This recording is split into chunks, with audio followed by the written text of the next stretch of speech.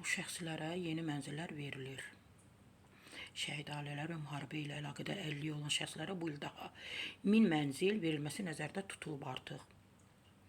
Ölkə.az xəbər verir ki, bunu Əmək və Əhalinin Sosial Müdafiəsi Nazirliyinin tabeliyində Sosial Xidmətlər Agentliyinin İdarə Heyətinin sədri Vüqar Behbudov Agentliyinin 5 iliyinə dair keçirilən mətbuat konfransında deyib.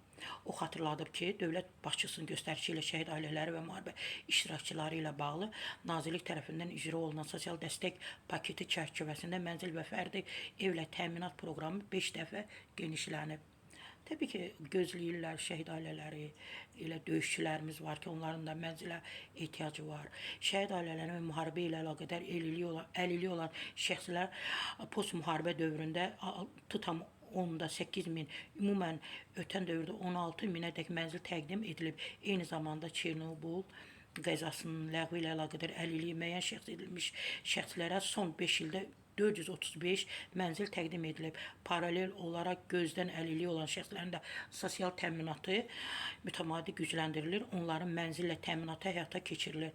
Gözdən əlilliyi olan şəxslərə Bakı şəhəri və Abşeron rayonundakı yeni yaşayış kompleksindən gözdən əlilliyi olanlara 539 mənzil təqdim edilir və proses davam edir. Dövlət uşaq məsələlərindən məzun olan hər iki valideyn itirmiş və valideyn himayəsindən məhrum şəxslərin sosial məişət şəraitinin yaxşılaşdırılması istiqamətində də işlər davam etdirilir.